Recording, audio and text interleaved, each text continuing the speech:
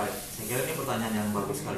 Terima kasih Pak Riman. Ini penting saya sampaikan juga bahwa mulai tahun 2020 ini Politeknik Kesehatan se-Indonesia di bawah arahan Badan PPDM itu sudah menambahkan satu model penerimaan mahasiswa baru bersama.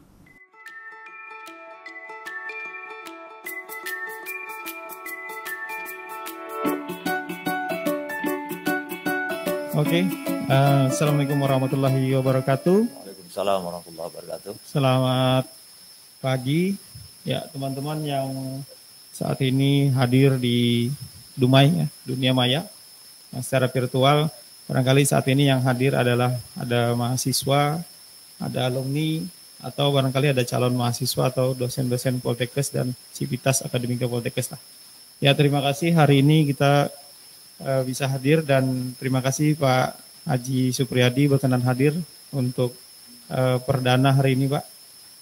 Kegiatan kita dalam ada yang pertama adalah nanti berkenan launching pembukaan podcast kita hari ini dan nanti bagaimana gambaran pembelajaran di Poltekkes Kaltim. Baik, mari kita baca bismillah untuk memulai acara ini. Bismillahirrahmanirrahim. Oke. Baik, mohon Pak Supri berkenan untuk membuka kegiatan kita, podcast kita hari ini. Ini nanti Bapak klik 2 kali di sini Pak. Bismillahirrahmanirrahim.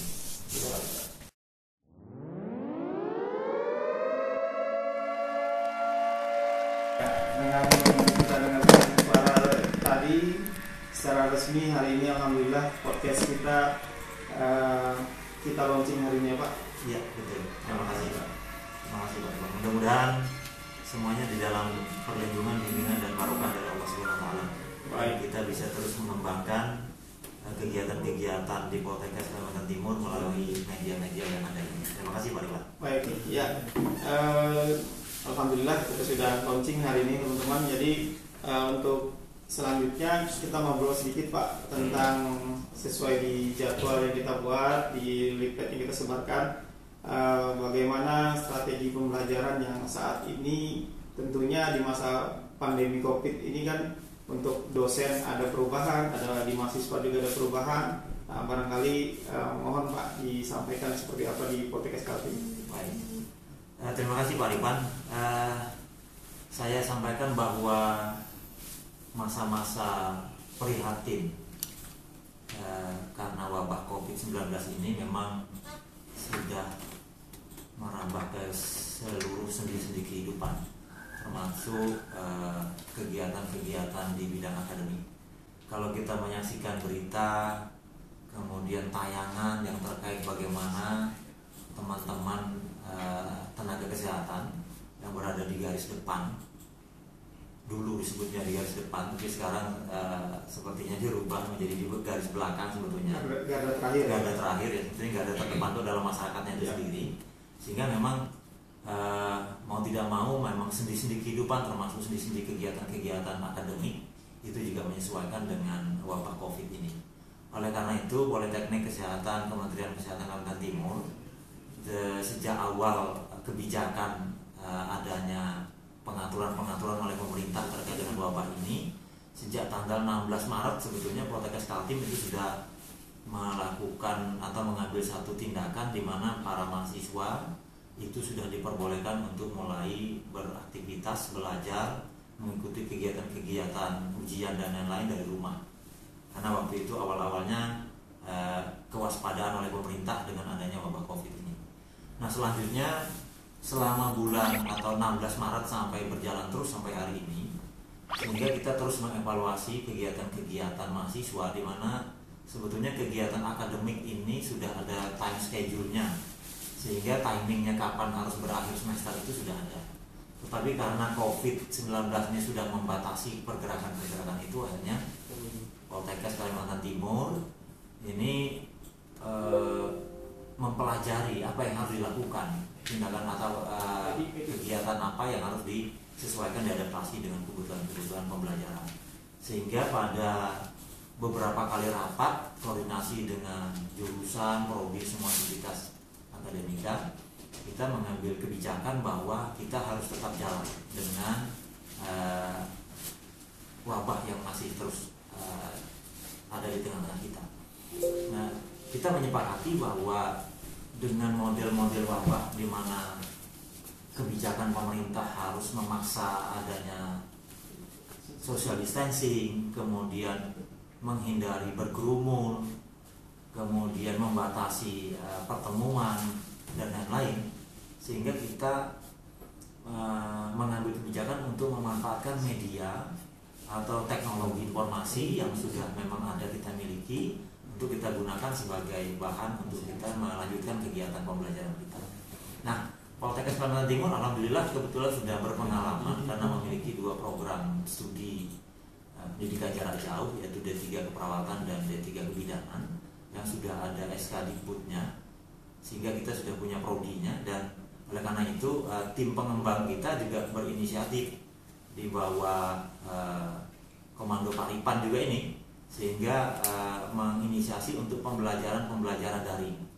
Sehingga pada pada pertengahan bulan Mei kita sepakat bahwa kegiatan pembelajaran semester ganjil yang memang sebetulnya kita mulai nanti pada sekitar bulan Juli atau Agustus, gitu ya, itu kita majukan.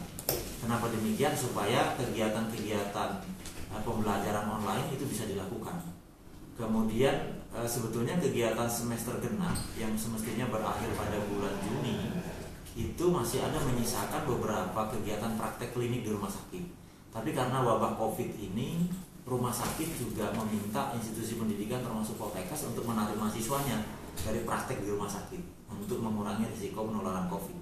Oleh karenanya kami mengambil kebijakan bahwa tindakan-tindakan atau kegiatan praktek klinik yang sebetulnya tinggal penyelesaian, karena kegiatan pembelajaran teori itu sudah dilakukan melalui ujian melewati daring, sehingga pembelajaran klinik praktek itu kita tunda sampai batas waktu yang memungkinkan.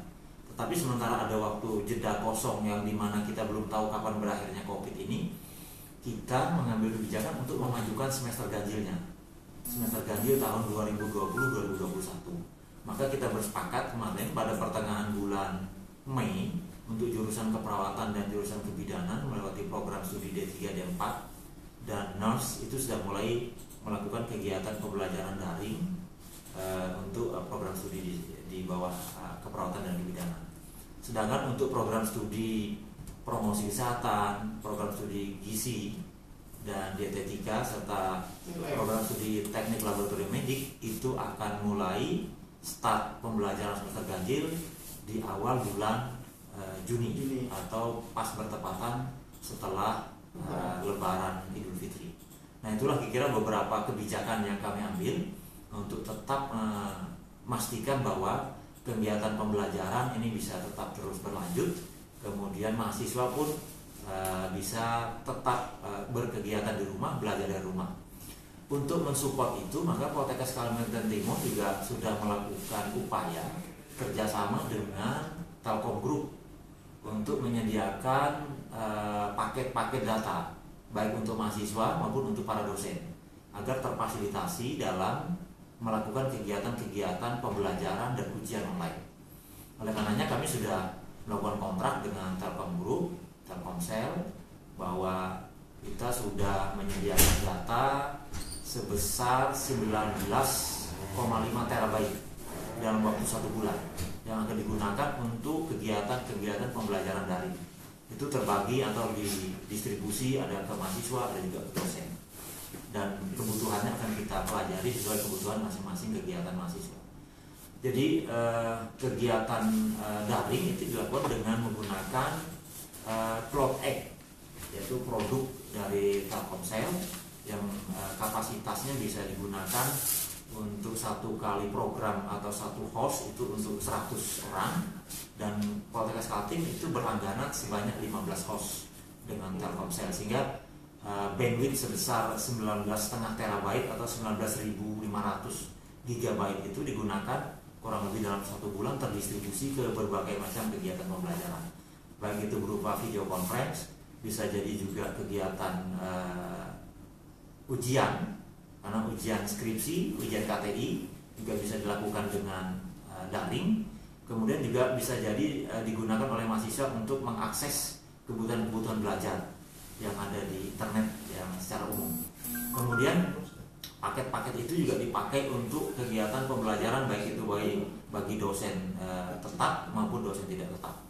Jadi dengan mekanisme bahwa kita punya admin tim IT yang akan mengkolek informasi kebutuhan-kebutuhan pembelajaran di setiap hari.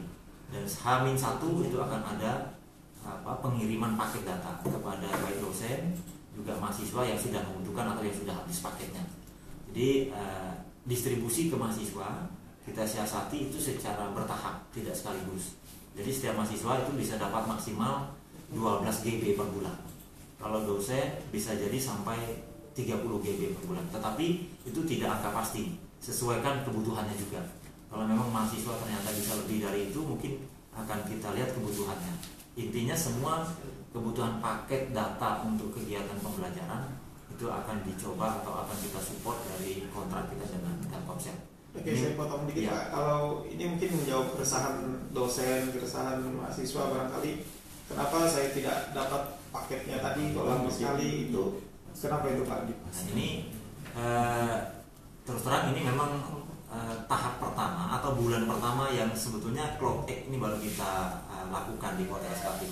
Jadi saya juga mohon maklum pada para mahasiswa, sebetulnya apa yang menjadi program kita seperti yang saya sampaikan, termasuk juga para dosen.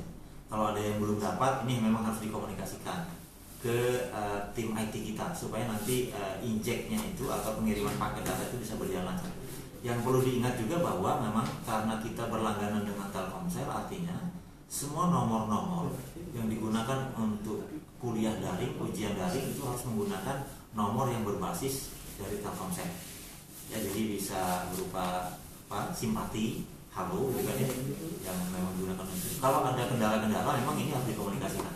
Kita menyadari bahwa ini pengalaman pertama, tetapi kita tetap bersemangat untuk melakukan ini, memfasilitasi pembelajaran ini. Oleh karena itu, saya sangat berterima kasih kalau mahasiswa terus berkomunikasi dengan tim teknis kita, dengan Kaprodi kalau ada keluhan-keluhan terkait dengan mungkin belum lancar datanya atau pengiriman paketnya dan seterusnya. Intinya bahwa jumlah paket data yang kita perkirakan yang kita butuhkan dalam satu bulan sebanyak 19.500 GB itu kita prediksi cukup sebetulnya. Nah, hanya tinggal nanti bagaimana pengaturan distribusinya. Siapa yang memerlukan itu harus terkoordinasi dengan tim IT supaya bisa diidentifikasi kebutuhannya seperti apa dan bagaimana proses injek atau pengiriman paket data. Karena ini sebetulnya paket datanya sebetulnya paket data aktif. Jadi begitu dia dikirim beberapa menit sebelum kegiatan, begitu sudah masuk ke nomor HP, nomor mahasiswa atau nomor dosen, pada prinsipnya itu sudah bisa digunakan untuk kegiatan pembelajaran. Ya, kalau itu tadi kan untuk teori Pak ya, ada video conference, kemudian ada yang learning management system, gitu Pak ya. Betul. Bagaimana dengan pembelajaran mereka yang Pak, praktik itu seperti apa strateginya Pak? Baik. Dalam masa COVID ini juga akhirnya menggugah inovasi juga terkait dengan pembelajaran praktek, karena memang pendidikan di Poltekkes Kaltim itu adalah pendidikan vokasi yang notabene kegiatan prakteknya itu sebetulnya lebih banyak daripada kegiatan teori, karena ini mendidik, melatih seseorang menjadi tenaga kesehatan yang berinteraksi, berhubungan langsung dengan manusia. Oleh karena itu unsur-unsur praktek ini tidak bisa di nomor 2 kan, justru harus nomor 1. Tetapi di dalam masa COVID di mana semua terjadi keterbatasan ini, kita sudah dengan paket data tadi diharapkan bahwa media-media belajar praktek itu berupa YouTube, berupa video-video pendek yang ada di dunia maya itu bisa diakses mahasiswa. Kemudian para dosen juga kita dorong untuk membuat video-video pendek yang sekiranya terkait dengan praktek, keterampilan, kompetensi yang terhubung dengan mata kuliah yang diajarkan. Nah, video-video pendek itu bisa di-upload di YouTube, nanti mahasiswa bisa menyaksikan bagaimana prosedur satu kegiatan perawatan itu dilakukan. Misalnya contoh, kalau mahasiswa harus memasang infus, seperti apa prosedurnya, persiapan alatnya, kemudian langkah-langkah kegiatannya, bagaimana melakukannya, bagaimana tekniknya, bagaimana sikap para dosen itu bisa direkam melewati video pendek itu, dan itu nanti bisa upload di YouTube dan mahasiswa bisa menonton sebelum nanti mereka bisa ke kampus untuk praktek di laboratorium secara nyata, karena memang itu memang syaratnya. Tetapi mereka sudah mempunyai pembelajaran melewati video pendek yang menyaksikan atau menonton para dosennya melakukan sebuah prosedur. Selain itu juga mahasiswa sebetulnya bisa mencari atau bisa melihat searching di YouTube, di internet, banyak video-video yang terkait dengan prosedur-prosedur keperawatan yang sebetulnya sudah sangat banyak. Yang penting tadi kita memfasilitasi tersedianya paket-paket data yang diperlukan untuk masuk ke proses pencarian media-media yang diperlukan. Justru barangkali mungkin mereka bisa lebih mudah belajar Pak ya, karena bisa mengulang-ulang. Betul. Bisa. Kalau betul. Kita konvensional barangkali hanya sekali Pak ya. Sekali. Karena dengan video pendek ini dia bisa mengulang-ulang. Kalau belum paham, belum jelas, lupa lagi, bisa dicek ulang dari awal, akan mereview lagi dari awal. Berkali-kali dia akan sangat paham dengan satu prosedur itu. Nanti pada saatnya COVID ini sudah reda, kita bisa langsung ke praktek ke kampus, maka kita harapkan sebetulnya sudah sangat paham tentang prosedur itu. Tinggal nanti melatih skill secara langsung saja. Ya, oke. Tadi untuk prakteknya Pak. Bagaimana dengan yang kliniknya Pak? Nah, kalau yang klinik dengan rumah sakit ini kita masih tetap menunggu konfirmasi rumah sakit untuk bisa kembali menerima mahasiswa kita praktek. Karena memang di Balikpapan termasuk Samarinda dan Tenggarong sudah menyurat juga dengan kita bahwa meminta kita menarik mahasiswa dari praktek di rumah sakit. Oleh karena itu kita sangat paham, karena memang rumah sakit juga harus menjaga jangan sampai nanti mahasiswa mungkin tertular, atau mungkin sebaliknya juga mahasiswa membawa ke rumah sakit, itu juga dihindari. Oleh karenanya mengurangi orang ke rumah sakit termasuk mahasiswa itu dilakukan. Mudah-mudahan COVID ini berakhir, nanti mahasiswa sudah bisa masuk kembali ke rumah sakit dan kegiatan praktek klinik bisa berjalan normal seperti sedia kala. Ya, yang terakhir nih Pak, barangkali ini kan kita tidak boleh, mahasiswa sekarang kan ada yang tugas akhir, ada yang skripsi. Ya. Nah ini kan saya lihat sepertinya teman-teman mahasiswa ini galau Pak. Saya seperti apa ujiannya, karena sudah mau penelitian tidak bisa. Itu seperti apa Pak kebijakannya Pak? Ya, jadi waktu kita beberapa kali rapat dengan para dosen di masing-masing jurusan, bahwa memang kita harus mengambil satu kebijakan, bahwa di mana pengambilan sampel, pengambilan data untuk tugas akhir baik itu KTI maupun skripsi mahasiswa yang pada umumnya itu dilakukan kepada masyarakat, kepada pasien, baik di rumah sakit, di puskesmas maupun di masyarakat. Sementara di satu sisi kita dibatasi untuk berinteraksi secara langsung, berkerumun dan lain-lain. Nah, oleh karenanya Poltekkes untuk masa-masa COVID ini mengambil kebijakan bahwa mahasiswa boleh mengganti atau memodifikasi metode penelitian yang dilakukan, atau bahkan dia memodifikasi judulnya. Di antaranya bisa jadi dengan studi literatur atau literatur review. Dan ini beberapa prodi jurusan sudah membuat panduan-panduan untuk mahasiswa agar bisa melakukan studi literatur atau literatur review terhadap penyelesaian tugas akhirnya. Bagi mahasiswa yang kebetulan sudah mengambil data dan data itu tinggal diolah, tentunya itu tinggal penyelesaian dan ujian skripsi atau ujian KTI tinggal nanti dilakukan secara online. Bimbingan skripsi sudah bisa dilakukan secara online karena paket data baik bagi dosen maupun mahasiswa sudah disediakan. Sehingga itu. Nah, tetapi bagi yang harus bersentuhan langsung dengan masyarakat, dengan pasien, kadang-kadang penelitian mahasiswa yang kuasi eksperimen, yang misalnya harus mengukur, mengambil bahan di pasien dan lain-lain. Nah, itu yang kita beri satu opsi, kesempatan untuk mahasiswa berpikir apakah dia akan mengambil langkah untuk melakukan studi literatur atau literatur review terhadap satu topik, satu tema yang tentunya terlebih dahulu dikonsultasikan dengan para pembimbing. Ya, artinya mahasiswa ini tidak masih bisa lulus tepat waktu. Masih bisa lulus tepat waktu. Kita usahakan mahasiswa masih bisa lulus tepat waktu, karena memang kebijakan Badan BPSDM, Pusdik SDM memang walaupun Kemdikbud itu memberikan satu opsi kalau memang harus menambah semester, tetapi di lingkungan Kementerian Kesehatan, Poltekkes seluruh Indonesia sudah diberikan arahan bahwa kita berupaya untuk tidak perlu menambah semester, tapi dengan memodifikasi metode, memodifikasi waktu, strategi bagaimana agar pembelajaran semester genap tahun 2019-2020 itu bisa selesai, walaupun agak mundur sedikit 1 bulan barangkali begitu, tetapi masih di dalam rank tahun 2020 ini.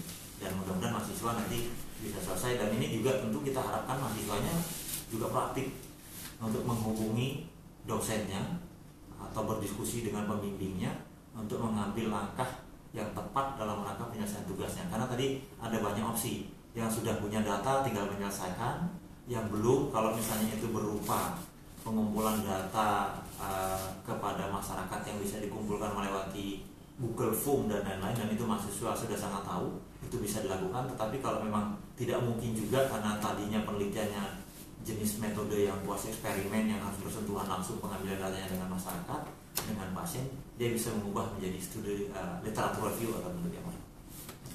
Ya. Oke nih Pak, ini yang paling terakhir nih Pak. Ini kan juga ada calon-calon mahasiswa yang saat ini mungkin ingin kuliah di Poltekkes. Nah, sepertinya kan beberapa tes itu dimundurkan, sehingga akhirnya ada kebijakan yang saya lihat itu ada kebijakan non tes malahan. Nah, itu mungkin nanti kita akan bahas lebih detail sih Pak di mungkin di Wadah 3 kali kita akan undang juga untuk wawancara mungkin, tapi setidaknya Bapak bisa memberikan gambaran bagaimana nanti yang mungkin ada teman-teman yang saat ini menonton, kami ini sudah daftar, kok nggak tes-tes? Nah, barangkali seperti apa tuh? Baik, saya kira ini pertanyaan yang bagus sekali. Terima kasih Pak Riman. Ini penting saya sampaikan juga bahwa mulai tahun 2020 ini Politeknik Kesehatan se-Indonesia di bawah arahan Badan PPSDM itu sudah menambahkan 1 model penerimaan mahasiswa baru bersama seperti SBMPTN yang ada di Kemdikbud. Kemudian sebetulnya dari awal si seleksi penerimaan mahasiswa bersama yang disingkat SIMAMA ini sudah dirancang sedemikian rupa, melibatkan beberapa ahli untuk membantu, dan sebetulnya SIMAMA ini tes atau pendaftaran secara online, kemudian nanti tesnya akan dilakukan secara